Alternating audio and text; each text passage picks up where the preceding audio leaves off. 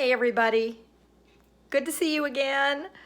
As I promised, I told you I would show you a quick video on how I make my bread. It's actually my aunt's recipe, but it's, well, in my opinion, pretty easy to make. I learned how to make it over the last few months when we've been, downsized for COVID and all that stuff and quarantine. So here's how I do it. I'll give it to you in steps, but I'm also gonna send a paper copy of the recipe so you don't have to write any of this stuff down.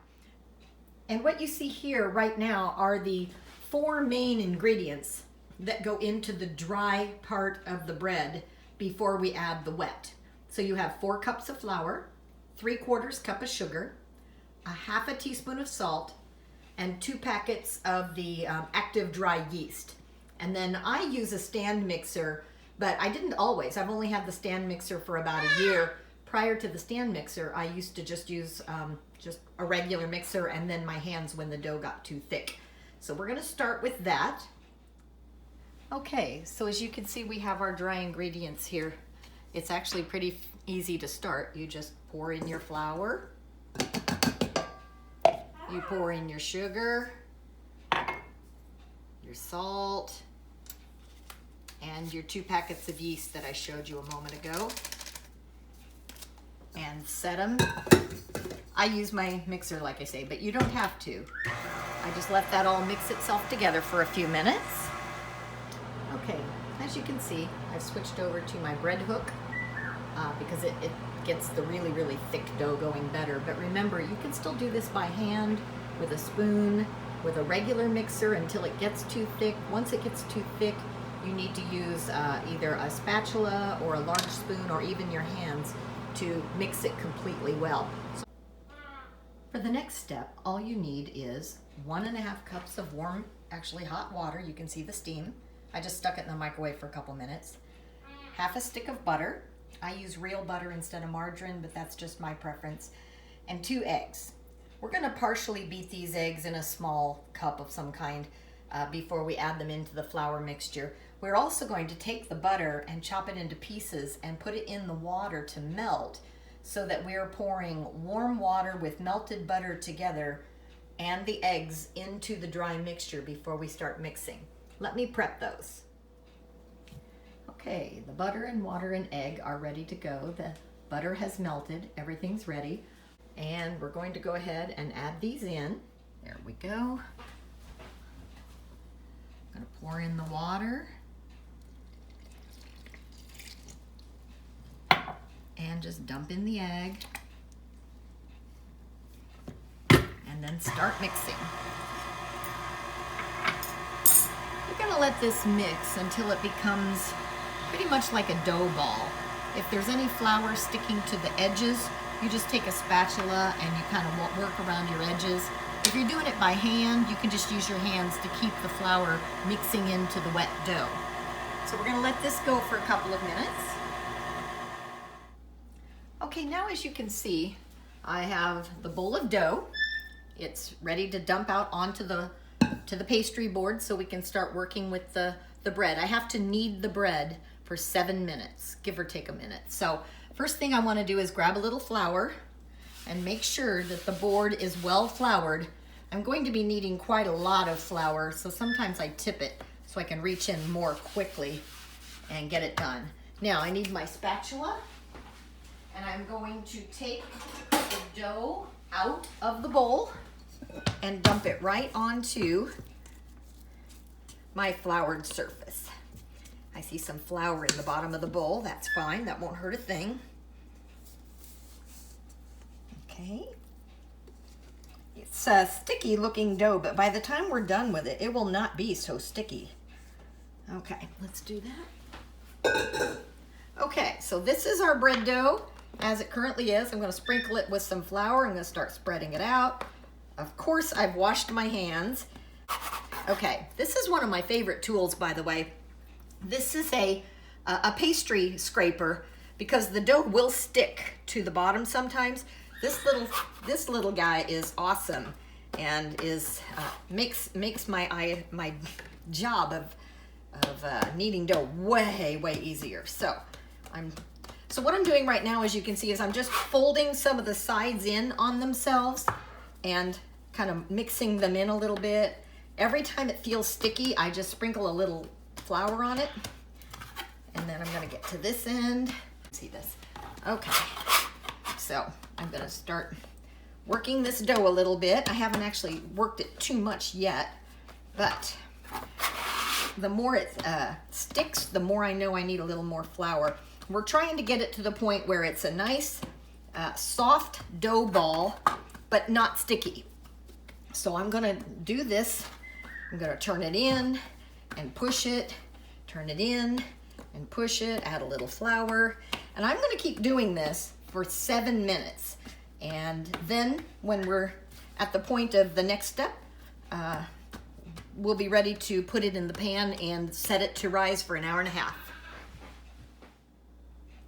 Okay, so my bread has been kneaded for about 7 minutes, give or take. It's in a pretty good ball. It's not sticking to my hand, so I know it's about ready. So what I typically do, it's time to put it in a large bowl. Doesn't have to be glass, mine happens to be.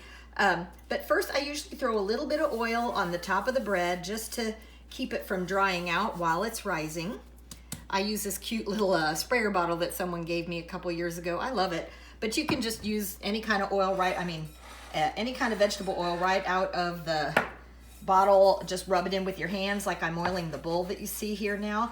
Or just a can of spray Pam. Pam works fine. You can just spray it and you're good to go with that. So now that I've done that, all I want to do is take my bread dough, and plop it right in the bowl. I am going to cover my bowl. I have these little plastic covers I like, but you can cover it with saran or anything. You can even cover it with a towel. But if you cover it with a towel, use a little plastic wrap first, because when the bread dough rises, it'll come up and it'll stick to the towel like crazy. So make sure you have a barrier between your towel and your dough. So I like to use these little bowl covers. They're really good.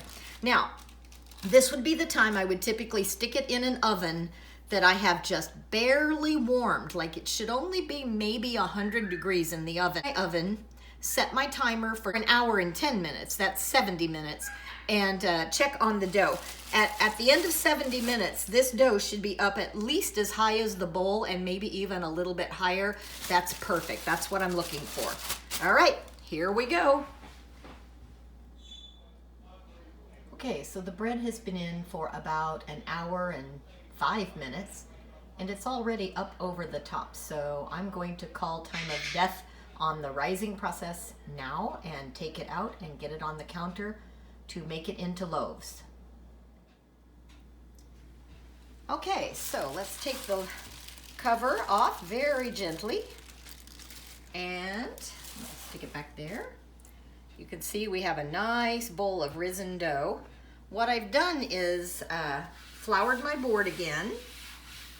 There we go. And I'm going to roll the dough out onto the floured board. And because we had a nice oiled bowl, it came right out. Nice. Okay. And then again, I'm going to need a little more flour to punch the dough down. Thank you, dear. If you're mad at one of your partners who just dropped, this is a good time to start punching. All right. Once it's punched down, you actually can spread it out and get ready to roll it up to put into the bread pans, which have been oiled. And I stuck a piece of parchment paper in the bottom of each of mine. I'm very partial to parchment paper, but it's optional. You don't need it. All right, so, and the first thing I'm actually going to do is cut off a little bit of dough so I can show you something else here in just a mo. But this looks good. So I'm going to cut this in half. This is going to make 2 loaves. I'm going to start at the bottom, kind of eyeball what looks to be about half. Using my special little tool guy, I'm starting to roll up the dough. There we go. And I want to get it nice and kind of even. So this bread dough here looks a little bit fat at one end and a little low at the other. I think I'll cut a little bit of that off and and save that for something else. Stretch this out. Basically, I'm just kind of, it's like Play-Doh. You're just gonna make it look kind of like a loaf of bread.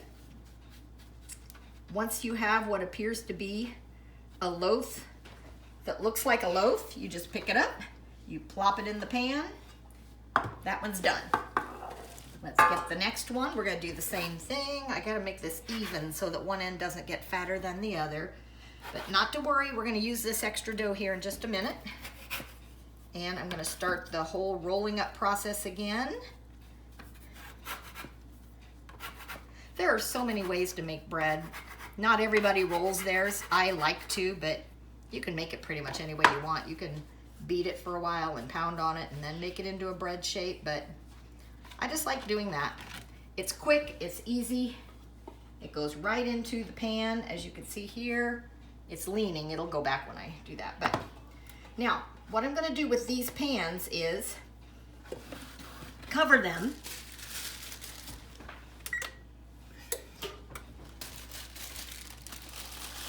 And then these are gonna go back into my oven, but for maybe an hour or possibly a tiny bit less than an hour. But before I stick them in the oven, I wanna show you how I make homemade yeast rolls, because those are awesome at meals.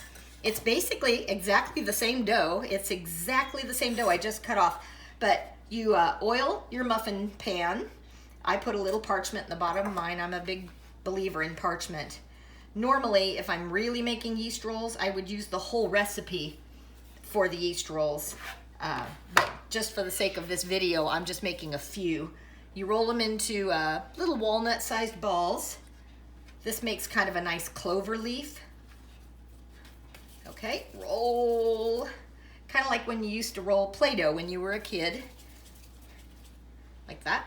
Now that one seems a little big, but I think they'd be fine. But I'll go ahead and cut off a few more. Isn't this nifty little tool? If you don't have one of these, a sharp spatula will work just as well. Or even a sharp knife. You can use a knife for the cutting of the dough. And I'm making the little round balls like I was showing you. I have 2 yeast rolls done. You try to get the balls about the same width or height or size, whatever you want to call it, so that the rolls aren't crooked when they rise up and you don't get one roll that's significantly bigger on one side than the other. Looks like I don't have enough to finish my pan, but that's all right. I'm using the last of it up. You never want to waste yeast roll dough. And there I've got 3 of those. These are going to go into the oven to rise for an hour as well. And then we'll be back to talk about the baking process. Okay, let's take a look at the bread. Oh, that's looking very nice. Look at that loaf and that loaf. And the rolls are rising. As you can see, a couple of them are a little bigger than others. Just depends on how big you make the little walnut-sized balls, I guess. But let's go ahead and take out our last step. And this is an optional step. Sometimes I do it, sometimes I don't. Is to take about a tablespoon of milk and an egg. And just grab a fork and make a little, it's called an egg wash. You're gonna make an egg wash to put over the top of the rolls and the bread. You're gonna brush it on with a brush. And what it does is it actually makes a really nice, hard, brown, crispy crust for the top of your bread. So when it comes out, it looks great, it smells great, and it's got a wonderful crusty texture on the top. So I'm just spreading the egg wash just gently and lightly. I'm not soaking the bread. I just want it to be nicely covered all the way around. I'll turn this one up and show it to you here in a sec. Okay. So that's an egg wash. You can see it's all nice and shiny. It'll make, like I say, a nice shiny brown crust. Okay, so now I have my 4 yeast rolls and each of my 2 loaves of bread, this one and this one. They are both ready to be popped into the oven. Let's see if we can see about how much those breads have risen above the surface. So you see they're not like puffed 10 feet above, but they're, you know, they're about an inch or two over the top of the surface. So when they bake, they'll even rise a tiny bit more, but we don't want them to rise too much because then the bread gets so large, it's hard to manage like in a toaster or even when you're cutting it. We want to keep it pretty firm, so don't let it get too much higher than that. Okay, I'm gonna pop these in an oven for at 350 for about 20 minutes, and then let's see what they look like when they come out. Okay, the timer just went off. Look at the bread and the dinner rolls we have in here. They have a nice shiny brown crust. Let me pull these out of the oven and put them right onto a cooling rack as soon as I get them out. Let me get my gloves on. Let's see here. So here is our first loaf of beautiful bread, but we want to take it out of the pan and get it onto a cooling rack. So if my parchment paper worked well, let's see.